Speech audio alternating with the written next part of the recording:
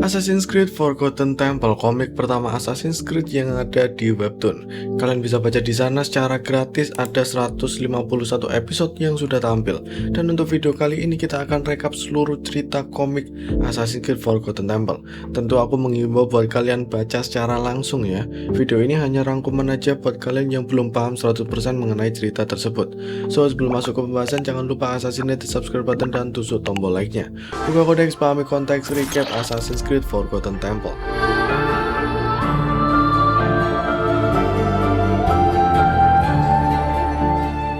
Di episode awal kita akan diperlihatkan Edward yang berada di Macau Februari 1725. Dia dikejar oleh segerombolan ninja dari Jepang. Iyalah, memang ninja dari mana lagi. Untuk konteks yang lebih, kita mundur 1 minggu sebelum simulasi ini, yaitu Noah Kim. Dia adalah pemuda asal Korea yang iseng mau tes DNA-nya. Dia menggunakan layanan YU yang didevelop oleh Abstergo. Dari sini kita bisa melihat DNA keturunan dari Noah Kim. Ternyata dia memiliki 26% total keturunan dari Eropa, terkhususnya Inggris dan Italia. Dia sejenak mengenang ayahnya yang entah pergi kemana, tipikal bapak bule gitu, bikin momongan langsung keloyongan. Dan secara tiba-tiba pihak Abstergo mengundang Noah Kim pergi ke luar negeri. Mereka akan memberikan semua biaya akomodasi yang membuat Noah Kim langsung gas. Dia pun diajak ke Macau, China. Setelah beberapa saat bersenang-senang, Noah Kim langsung diculik dan dipaksa masuk ke Animus oleh pihak Abstergo. Dia pun langsung melihat memori Edward yang sedang berada di Macau. Edward bertemu dengan rekan asasinya menyerahkan informasi dari investigasi yang dia dapat. Mengatakan bahwa John yang asisten kapal perusahaan India Timur, dia menyaksikan reruntuhan kerajaan Khmer yang hilang di semenanjung Indochina. Jadi saat itu assassin sedang menyelidiki peninggalan Piece of Eden dan berusaha mengamankannya. Edward pun langsung pergi dan mencari John. John yang setengah sadar mengira Edward seorang debt collector dan memicu keributan. Terlebih Edward sebagai orang Inggris cukup dibenci masyarakat di sana. Note, meskipun setting ini di Macau, China, tapi pada saat itu wilayah tersebut sebenarnya ditinggali oleh Portugis dari 1557 sampai 400 tahun ke depan. Dalam komik ini lebih disederhanakan dan ditonjolkan mengenai pelaut Belanda, tidak mengarahkannya ke Portugis, meski tentu ada VOC juga, terkhususnya di Guangzhou, bukan di Macau. Dan ya, Belanda ada slag dengan Inggris, begitu pula dengan Portugis waktu itu, makanya mereka benci Edward. Anyway, di bar itu pun ricuh, tapi Edward berhasil kabur dan mengejar John. Dengan kemampuan asasinya, John pun dengan mudah tertangkap dan mengaku bahwa dia berbohong mengenai reruntuhan itu, karena sebenarnya itu adalah cerita temannya Henrik. Dan secara tiba-tiba mereka disergap oleh sekumpulan ninja. Edward pun melumpuhkan ninja-ninja itu dengan mudah. Edward meminta John untuk menunjukkan di mana Henrik. Bergegaslah mereka hingga malam hari, tapi ternyata Edward sudah terlambat. Henrik ditusuk dan sekarat. Dia memberikan surat pada Edward dan menyampaikan kata terakhirnya untuk keluarganya. Pada saat itu Noah merasa relate dengan keadaannya, yang mana Henrik adalah seorang ayah yang menurutnya gagal karena dia berpergian untuk mencari uang terus-menerus. Noah teringat pada ayahnya juga yang pergi meninggalkan dia beserta ibunya. Balik lagi ke simulasi, Henrik pun menyampaikan informasi mengenai situs ISO, tapi dengan terbata-bata dan tidak utuh. Di nafas terakhirnya, pintu kamar Henrik didobrak oleh penduduk setempat dan mengira Edward lah yang membunuh Henrik. Dia pun melarikan diri bersama John. Edward pun menenggor John agar tidak dikejar dan mengalihkan perhatian. Edward bersembunyi dan dia pun lolos. Tapi tidak lama setelah itu, pasukan ninja yang lain sudah mengintai dari belakang. Dia akhirnya berlari dan masuk ke scene awal. Di sisi modern, Templar mengawasi jalannya simulasi Animus Noah Kim, dan operasional di sana diserahkan pada Sei Shimazu. Lanjut di simulasi Edward, para ninja Shimazu ini mengejar ke pelabuhan. Mereka bertarung di atas perahu, tapi tiba-tiba meriam ditembakkan. Ledakan itu menghancurkan perahu tersebut beserta para ninja. Edward menyelamatkan nelayan Cina yang tenggelam dan menepi. Ternyata ledakan tadi dari meriam yang ditembakkan oleh John. Edward dan nelayan Cina itu pun naik ke kapal John yang dipinjamnya dalam tanda kutip dari perusahaan. Mereka kabur dari lautan meninggalkan para ninja. Di tengah laut, Edward berdiskusi dengan John. Mereka harus kembali mendapatkan catatan Henrik, tapi perbatasan sudah dijaga ketat oleh VOC. Dengan bantuan nelayan Cina tadi, dia menunjukkan kampung halamannya yang terpencil untuk menyembunyikan kapal. Mereka berlayar di sana dan beristirahat sejenak. Dengan kondisi kampung yang terbilang miskin, Edward pun berburu rusa sebagai umpan, lalu berburu buaya. Dia mendapatkan banyak buruan dan diberikan ke orang-orang kampung yang ada di sana. Semalam pun mereka makan daging buaya dengan puas. Dan di tengah malam tiba-tiba ada seorang warga yang sakit kolera. Noakim tahu gejala itu. Dia ingin segera bertindak, tapi sayangnya Animus hanya mengacu pada ingatan masa lalu Edward. Tindakan Noakim pun memicu desynchronize dan akhirnya dia dikeluarkan dari Animus. Beberapa saat perawatan berlangsung, dia dibaringkan di tempat tidur. Dalam mimpinya dia melihat ingatan saat masa kecil. Ibunya menangis karena ayahnya pergi meninggalkan mereka berdua. Setelah itu Noakim pun bangun dan langsung berdiri. Bleeding effect masih mengganggu pikirannya hingga terjatuh. Sei Shimazu akhirnya masuk ke kamar, menjelaskan apa yang terjadi mengenai Animus dan juga memori leluhurnya, Edward James Kenway. Tapi karena Noah tidak punya pilihan menghadapi Templar yang otoriter, Noah pun flashback ke ingatan yang dulu pernah dibully karena dia adalah seorang darah campuran. Saya memperingatkan Noah untuk tidak berbuat yang bukan semestinya di Animus. Tapi karena temperamennya Noah, dia pun emosi dan harus dihentikan oleh security Abstergo. Saat itu Noah ingin bertransaksi. Noah akan memberikan informasi yang mereka incar dari Edward, tapi dia juga memberikan syarat untuk tidak mengganggunya menggunakan Animus dan membebaskan dia setelah mendapatkan informasi itu. Mereka pun setuju dan Noah kembali ke Animus.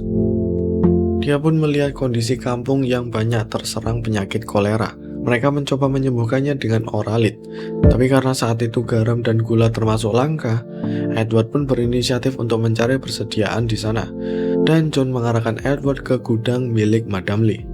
Edward kembali ke Makau dan hendak mencuri suplai Madame Lee, tapi para kru tiba-tiba masuk dan mengambil beberapa suplai. Edward bersembunyi dan mendengarkan rumor bahwa Madame Lee membeli buku harian dari Henrik. Di saat bersamaan, tiba-tiba ada serangan bom Molotov yang menyebabkan gudang itu terbakar. Edward menggunakan kesempatan itu untuk mengambil beberapa suplai terlebih dahulu.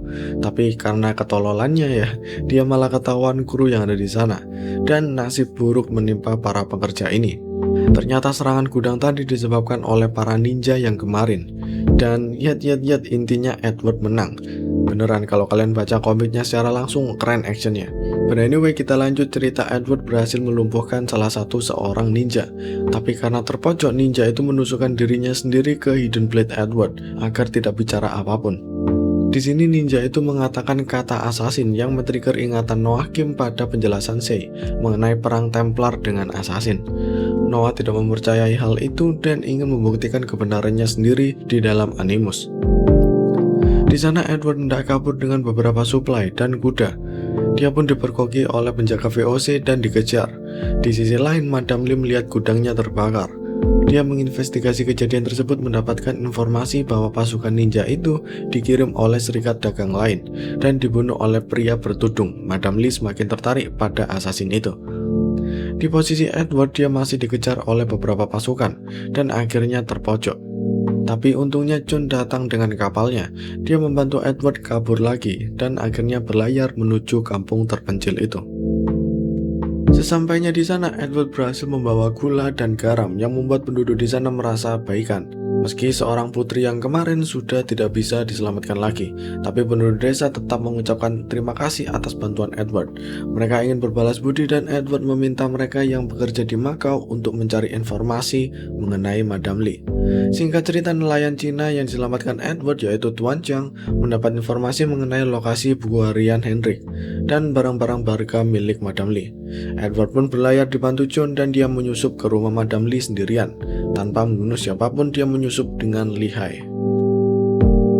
Sesampainya di sana, Edward berhasil menemukan buku itu dan diperkoki oleh Madame Lee beserta pasukannya.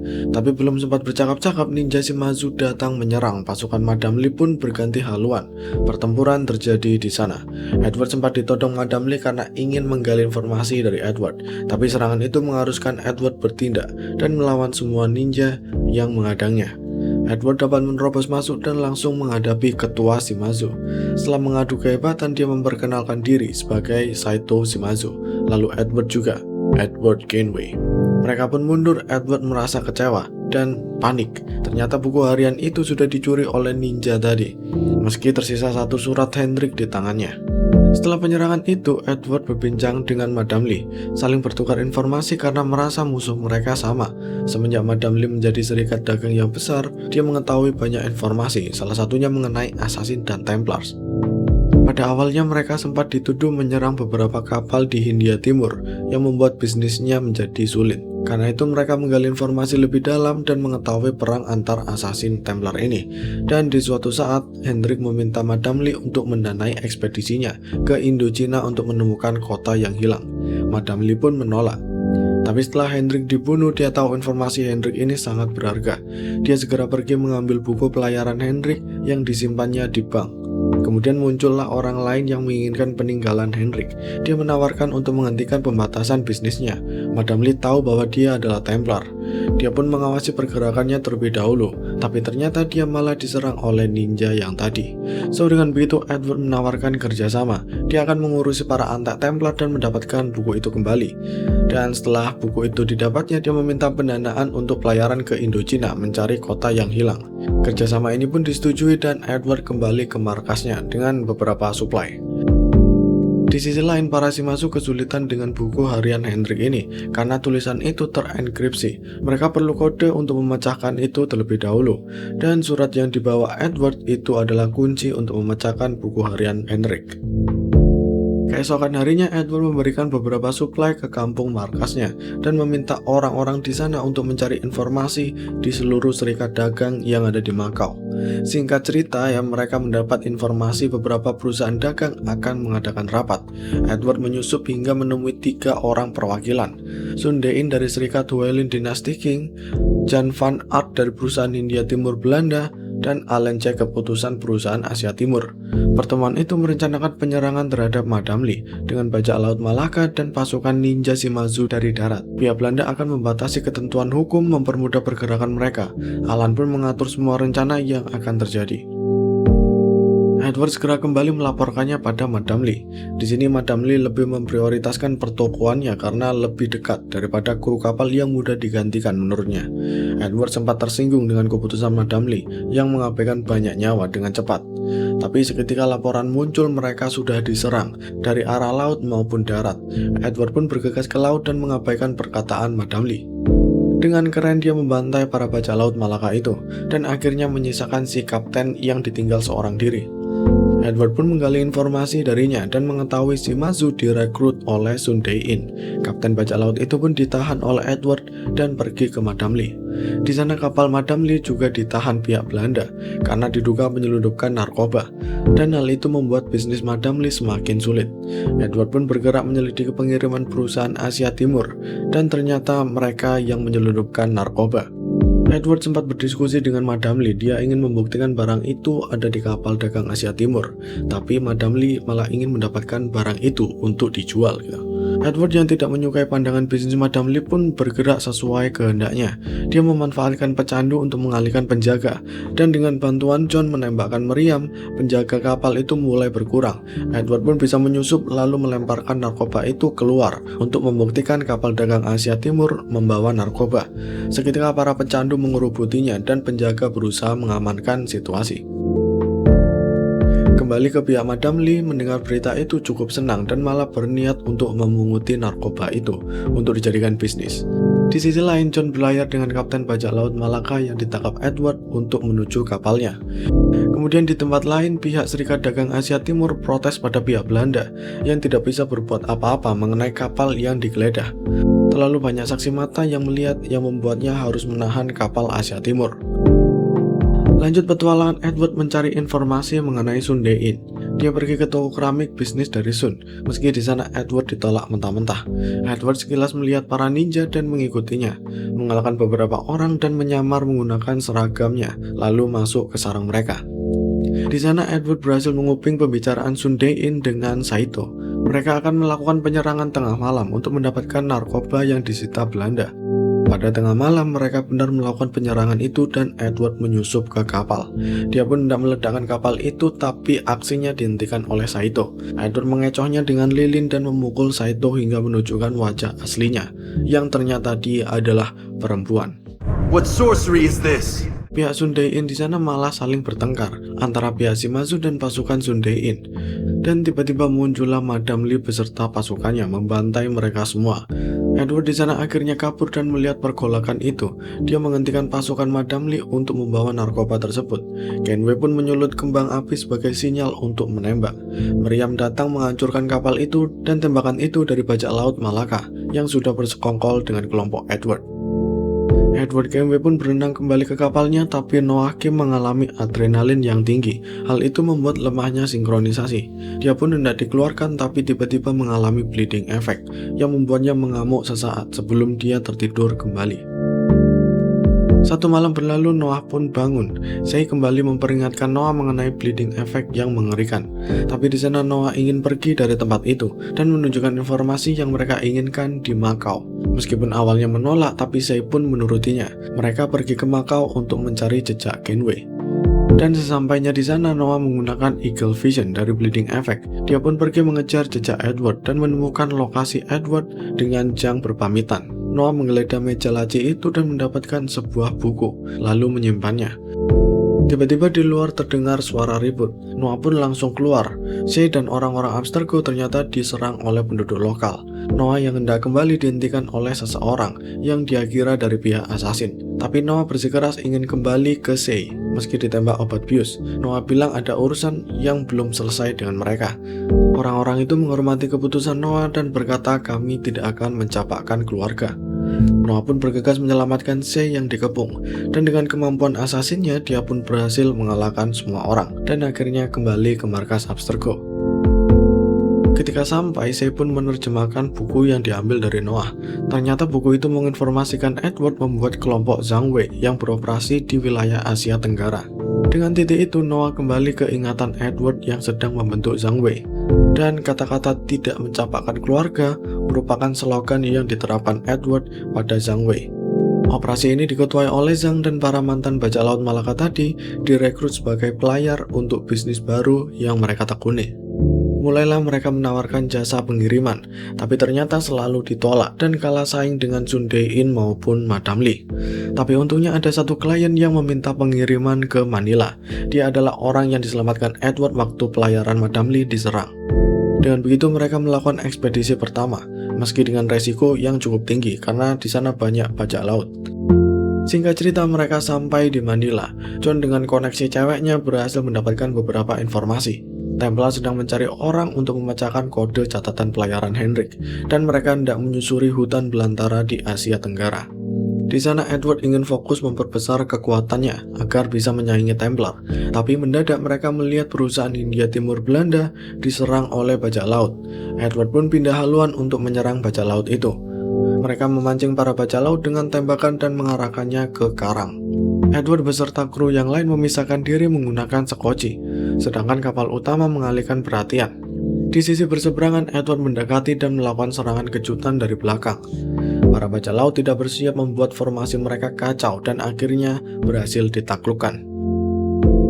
Oke, karena episode ini panjang banget ya, aku harus stop di sini. Ini rekap episode 1-25 dan akan lanjut di video yang berikutnya mengenai petualangan Edward yang lebih ganas di Filipina.